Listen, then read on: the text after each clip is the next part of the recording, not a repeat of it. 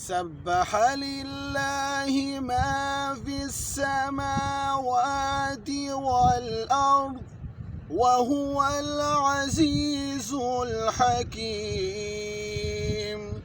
له ملك السماوات والأرض يحيي ويميت وهو على كل شيء قدير.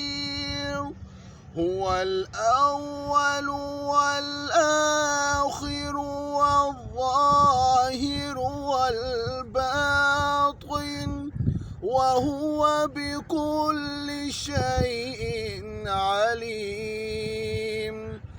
هو الذي خلق السماوات والأرض في 6 أيام ثم استوى على العرش يعلم ما يلج في الأرض وما يخرج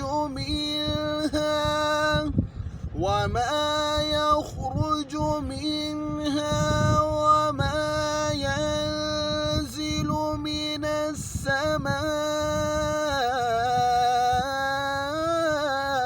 وما يعرج فيها وهو معكم أينما كنتم والله بما تعملون بصير.